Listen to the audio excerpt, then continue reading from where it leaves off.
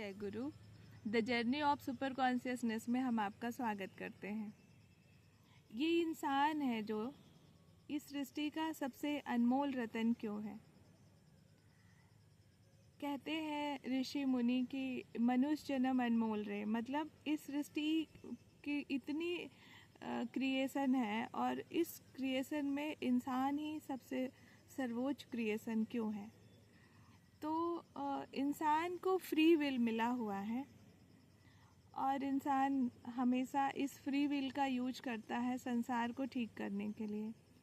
कभी घर बनाता है, ऊंची ऊंची बिल्डिंग बनाता है, घर में बहुत सारी सिक्योरिटी लगाता है, कभी जंगल उजाड़ देता है, कभी जानवरों से बचने की सिक्योरिटी लगाता है, कभी इंसान से बचने के लिए सिक्योरिटी लगाता है। इतनी टेक्नोलॉजी बनाई है, बहुत कुछ। तो ये जो इंसानी मैजिकल माइंड है, जो इंसान का ये मैजिकल माइंड है, इसका बहुत ज़्यादा सदुपयोग भी किया है इंसान ने। अपने सुख सुविधाओं का बहुत कुछ जोड़ रखा है। लेकिन जब ये सुख सुविधा यूज करते हुए भी इंसान पूरी तरह से सुखी नहीं है, तो फिर क्या मतलब इस पूरे सृष्टि का सबसे सुंदर क्रिएशन होने का। क्योंकि हर इंसान का एक सवाल है कि क्या करें, कैसे करें। मेरे कुछ सवाल है, वो दूसरे से शेयर करना चाहता है, डरता है कि कहीं मेरी बात लीक ना हो जाए। मतलब इस तरह की तमाम चीज़ें, इंसान भीतर ही भीतर बहुत परेशान है। मेरे पास हर परेशानी का, समस्या का एक ही समाधान है कि ध्यान करो, सेल्फ रियलाइजेशन की ओर बढ़ो, खुद को जानो।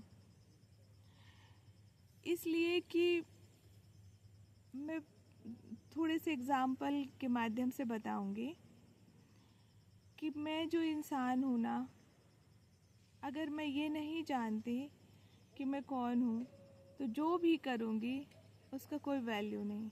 थोड़ी देर के लिए हम इस संसार का सब कुछ ठीक करना चाहते हैं, अपने रिश्ते नाते सब कुछ ठीक करना चाहते हैं, बट वो ठीक कुछ होता नहीं है। और इंसान ऐसा ठीक करते करते चाहत में कि ये कर लेंगे, ऐसा कर लेंगे तो ठीक हो जाएगा, वैसा कर लेंगे तो ठीक हो जाएगा। इंसान अपने आसपास घिरा हुआ है एक दूसरे से, ना भाई बहन, हस्बैंड, बच्चा, सास, बहू, तमाम तरह के जो रिश्ते बना के रखे हैं, इनसे सबसे घिरा हुआ है। और एक दूसरे से बोलते हैं हम प्रेम करते हैं, फिर बाहर से दिखता भी है कि बहुत एक दूसरे के लिए बहुत ही समय निकाल रहे हैं, बहुत प्रेमपूर्ण संबंध है, बट भीतर भीतर फिर परेशान है। इंसान खुश नहीं है एक दूसरे से।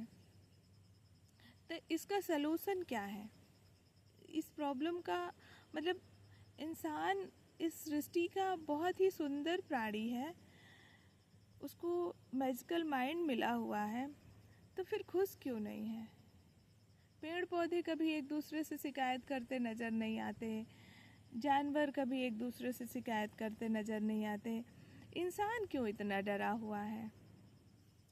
इंसान अपनी सिक्योरिटी का हर सुख सुविधा बनाया हुआ है कि एक गेट लगा लें, विंडो लगा लें, छत लगा लें, सब कुछ करा है, बहुत सुख सुविधा है, उसके बावजूद भी किस चीज़ से डरा हुआ है?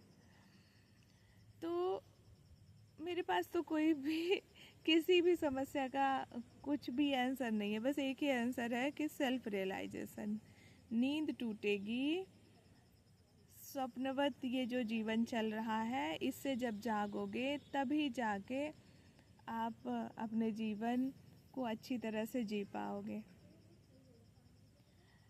तो मैं एक एग्जाम्पल के थ्रू समझाती हूँ कि एक व्यक्ति है जो एक संस्था में जॉब कर रहा है। उसकी जॉब बहुत अच्छी चल रही है, काफ़ी वैल्यूबल व्यक्ति है और सारे लोग उसको बहुत मानते हैं, बहुत ही इज्जत करते हैं। वो व्यक्ति अचानक से अपना नाम भूल जाता है कि मेरा नाम क्या है। और वो संस्था में एंटर हुआ। पहले वो 6 घंटे ड्यूटी करता था, जो व्यक्ति है पहले वो 6 घंटे ड्यूटी करता था, सब पे ऑर्डर चलाता था और काम चोरी भी करता था, फिर भी उसकी वैल्यू थी। आज वो अपना नाम भूल गया है, उस संस्था में एंटर करता है और वो बहुत काम कर रहा है, 24 घंटे हर किसी की मदद कर रहा। छोटे से छोटे वर्ग के जो कर्मचारी हैं उनका भी काम कर रहा, अपना भी काम कर रहा और ऊपर वाले अधिकारियों का भी काम कर रहा, सबका काम कर रहा है। 24 घंटे काम कर रहा, बहुत मेहनत कर रहा है, रास्ते में चलते हुए व्यक्तियों की मदद कर रहा है, किसी की गठरी उठा के ले जा रहा, किसी का बैग उठा रहा, कभी किसी की इधर कहीं से भी मेहनत करके सबकी हेल्प कर रहा। लेकिन फिर भी लोग उसके साथ बदसलूकी कर रहे हैं। क्यों? क्योंकि वो अपना नाम भूल गया है।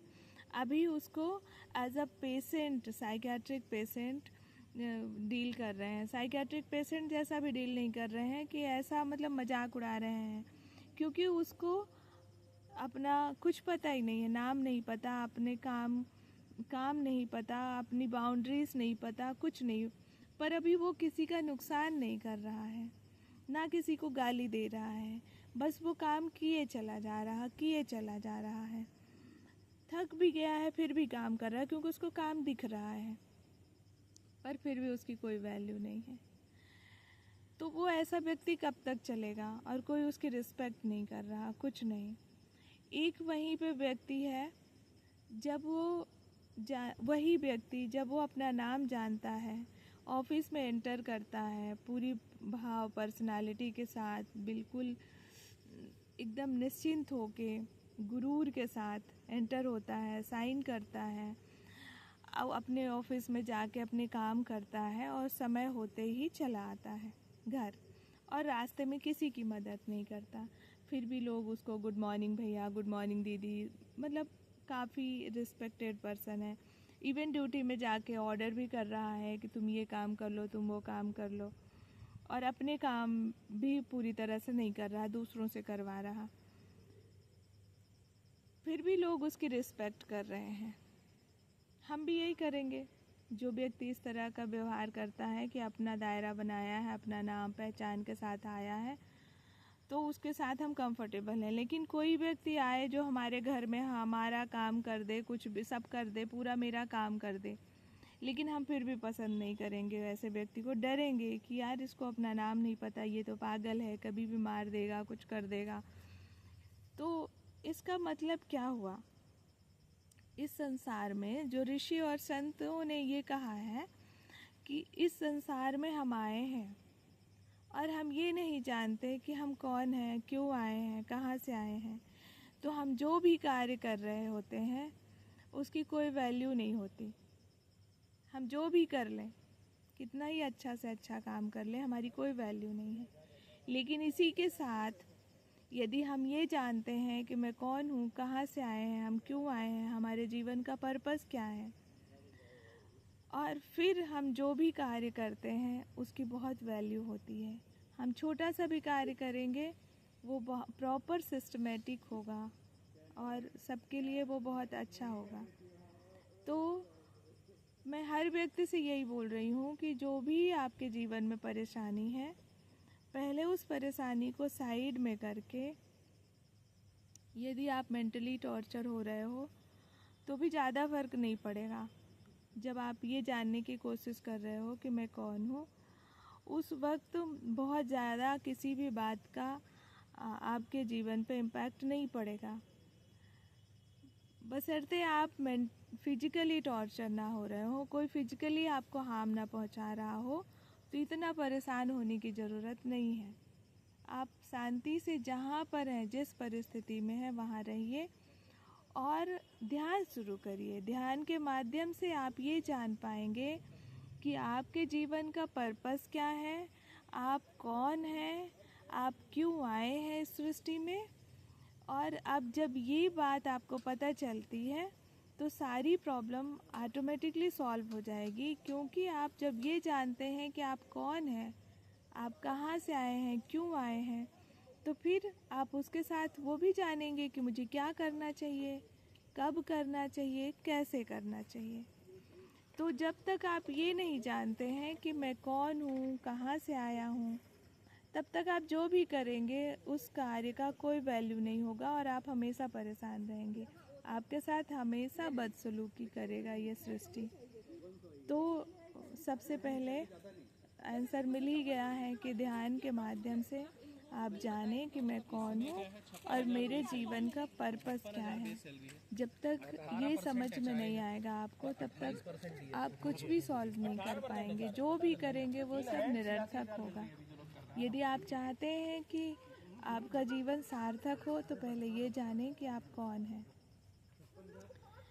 क्योंकि बिना नाम के, बिना वजूद के, बिना ये जाने कि मैं कौन हूँ, कुछ भी कर लो, कितनी हेल्प कर दो इस संसार में, आप 24 घंटे मेहनत करो, कोई वैल्यू नहीं है।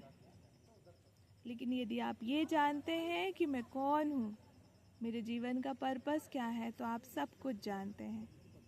फिर आप हर चीज़ कर पाएंगे कि मुझे इस तरीके से ऐसा ऐसा करना है। बहुत ही सीधा सिंपल सी बात है, बहुत सिंपल है, बहुत सिंपल है। अभी आप बिल्कुल प्रैक्टिकल सोचिए कि मैं अपना नाम भूल गई, बाहर गई, कोई भी मेरे साथ कैसा बिहेव कर रहा है, मुझे कुछ पता ही नहीं है। बस यही सवाल रहेगा, ये मेरे साथ ऐसा क्यों कर रहा है, मेरे साथ ऐसा क्यों कर रहा है। उसका एक ही आंसर है कि मैं अपना नाम भूल गई हूँ। तो जब मैं अपना नाम भूल गई हूँ तो लोग मेरे साथ बदसलूकी कर रहे हैं। लेकिन जैसे ही मुझे अपना नाम याद आता है, तो फिर मुझे लोग फिर बदसलूकी नहीं करते, डरते हैं। पता नहीं क्यों डरते हैं, पर डरते हैं। तो वैसे ही आप पहले ये जानें कि आप कौन हैं, आपके जीवन का पर्पस क्या है। उसके साथ ही सारी प्रॉब्लम सॉल्व हो जाएंगी। और ये आप ऐसे ध्यान के माध्यम से जान सकते हैं। ध्यान का जो चैनल है, जिस चैनल को मैं फॉलो करती हूँ, श्री श्री परमहंस योगानंद जी ने योगदा सत्संग सोसाइटी ऑफ इंडिया के माध्यम से हमें ध्यान की टेक्निक सिखाते हैं और सेल्फ रियलाइजेशन का मार्ग बताते हैं। Thank you. जय गुरु।